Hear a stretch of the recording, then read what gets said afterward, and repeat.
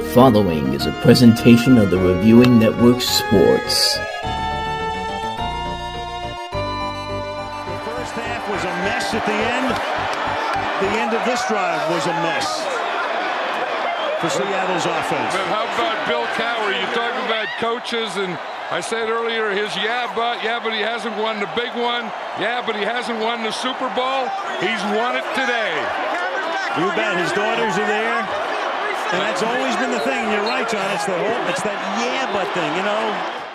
And the Pittsburgh Steelers 7-5, and wouldn't have made the playoffs 2 months ago. Run the entire table with 8 wins, regular and post.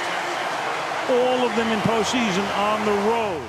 They finally, in 2005,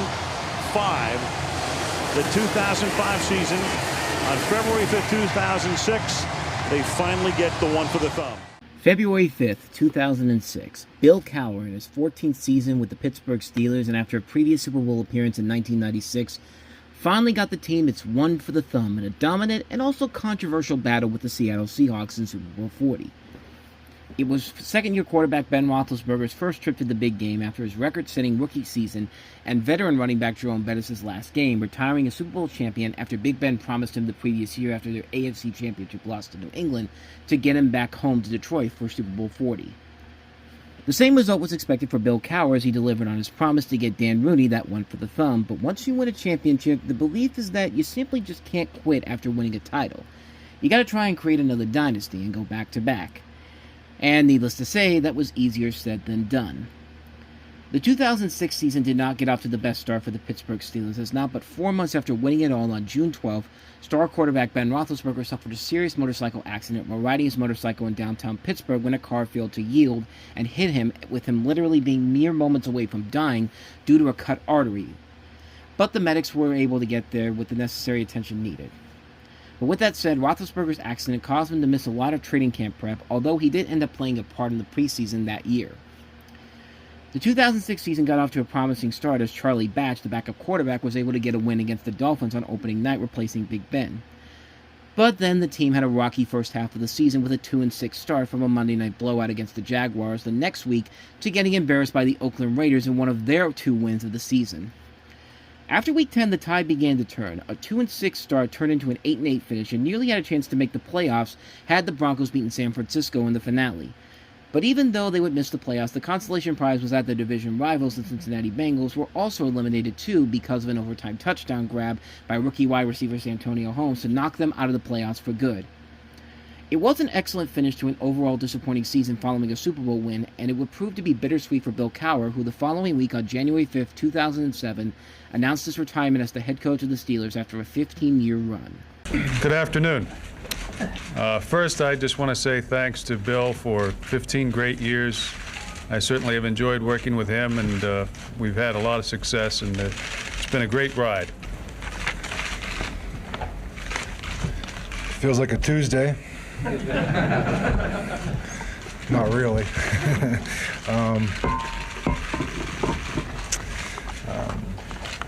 Art and Dan, thank you. Thank you for having this, and I want to thank you guys for being here.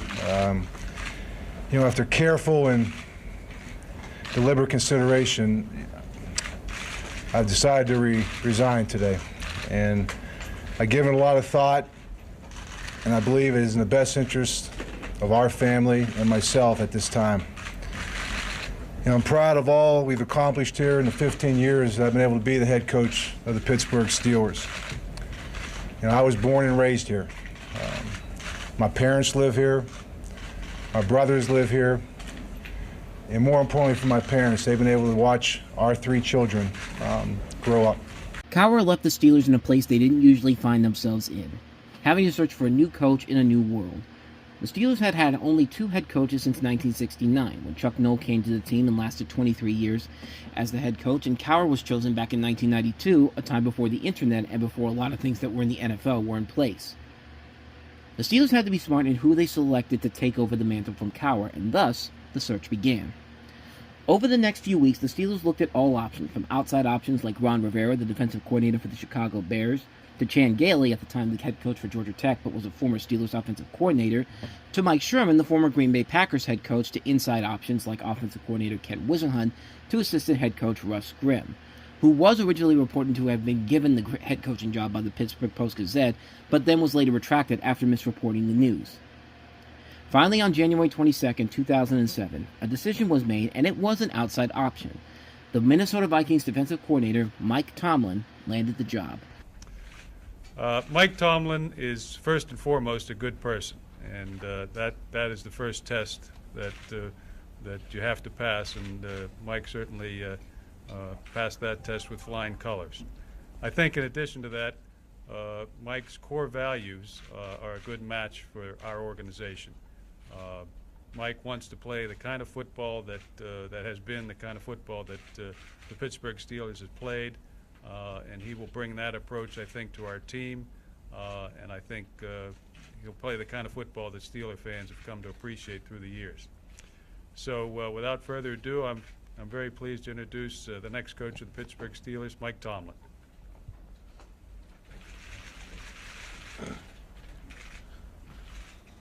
Good afternoon. I think first and foremost, my wife and I would like to give honor and thanks to God for opening this door for our family and bringing us to this great city of Pittsburgh.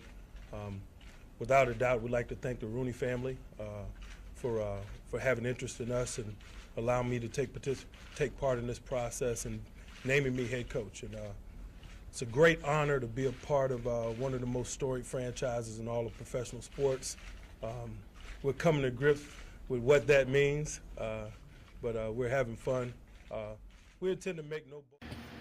Mike Tomlin was born on March 15, 1972 in Hampton, Virginia, the youngest of two sons. His brother Eddie is 3.5 years older. Tomlin's father Ed played football at the Hampton Institute in the 1960s and was drafted by the Baltimore Colts and later played for the Montreal Alouettes in the Canadian Football League. Ed died in January of 2012 at age 63 from an apparent heart attack in Ocala, Florida. However, Tomlin hardly knew his birth father and was raised by his mother and stepfather, Julie Leslie Copeland, who married when Tomlin was 6 years old. Tomlin graduated in 1990 from Denbine High School in Newport News, Virginia. He graduated from the College of William and Mary with a sociology degree 5 years later, becoming a member of Kappa Alpha Psi fraternity. As a wide receiver, Tomlin was a second-team All-Yankee Conference selection in 1994. Tomlin's coaching career began in 1995 as the wide receivers coach at Virginia Military Institute under head coach Bill Stewart. Tomlin spent the 1996 season as a graduate assistant at the University of Memphis, where he worked with the defensive backs and special teams. Following a brief stint on the University of Tennessee at Martin's coaching staff, Tomlin was hired by Arkansas State University in 1997 to coach its defensive backs. He stayed there for 2 seasons before being hired as the defensive backs coach by the University of Cincinnati.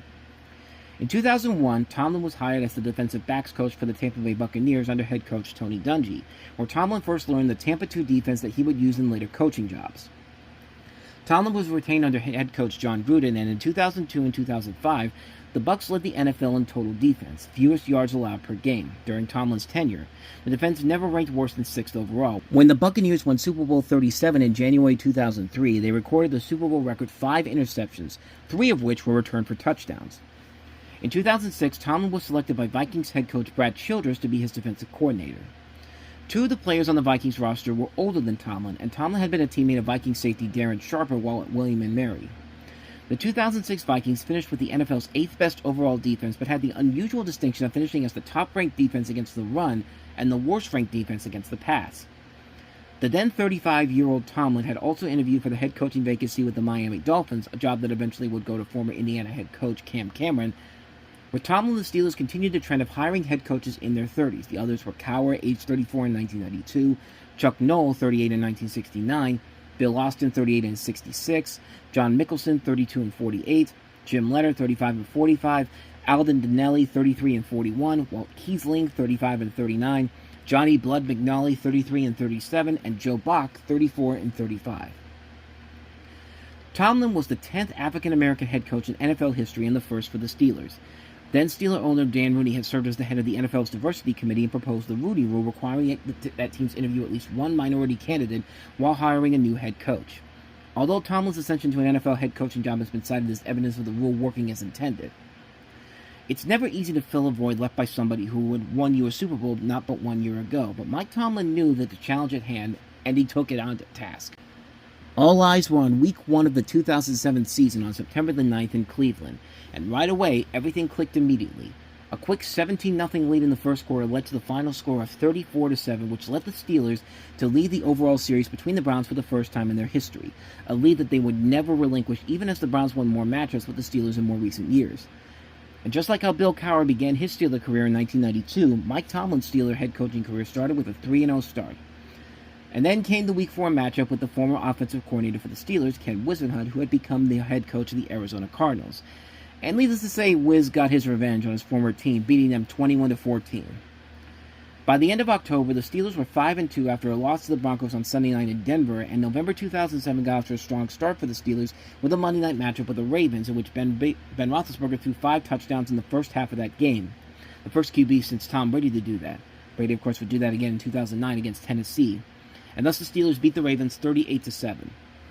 It was then followed by a back-and-forth brawl with the Cleveland Browns that Sunday to move them to 7-2 at the time when the Browns were legitimately getting good. There was a point where they did have the lead in the division for a brief period during the month of November.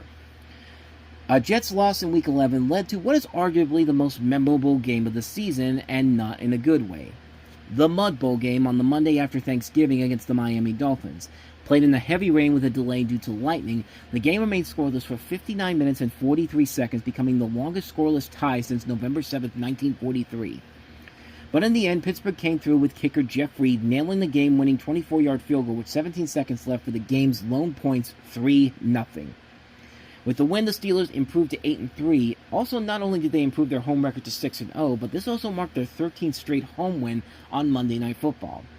The game would also be crowned as the lowest scoring game in Monday Night Football history. It was also the lowest scoring NFL game since December 11, 1993, where the New York Jets defeated Washington by the same score.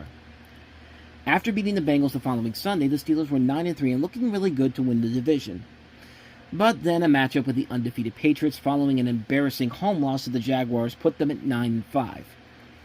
The team would rebound the following Thursday night against the St. Louis Rams 41-24 to get to 9-6. And because the Browns would lose 3 days later, the Steelers were able to clinch the AFC North, but found themselves losing another matchup against the Ravens in Brian Billick's last game as head coach in Week 17. The Steelers finished the 2007 season at 10-6 and landed the 4th spot in the AFC playoffs, which meant a rematch with the Jacksonville Jaguars followed in the wildcard round. Despite the Steelers getting the first touchdown score, the Jaguars quickly responded with 21 unanswered points in the first half, and by the third quarter, it was 28-10.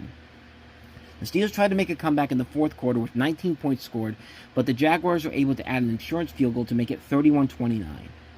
The Steelers had one last chance to get the ball back in the final minutes, but Jags quarterback David Garrard ran the ball for a first down on a 4th down, effectively ending the game and the 2007 Steelers season. Jags move on to get their asses handed by New England, and the Steelers went home. In a way, Mike Tomlin's first season mirrored Bill Cowher's first season, as Cowher's first playoff game in 1992 against the Bills at home also ended in a disappointing one-and-done playoff run, even as Cowher's first season with the Steelers ended with them as the number 1 seed in the AFC. The team kind of overplayed expectations and got a lot of Steelers fans excited about what the future would hold for Mike Tomlin, an excitement that would lead into the best season of the Mike Tomlin Steelers era.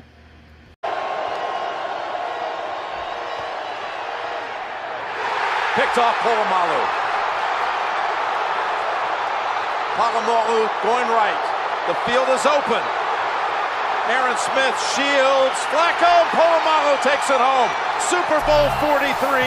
Pittsburgh might be bound for that thanks to number 43.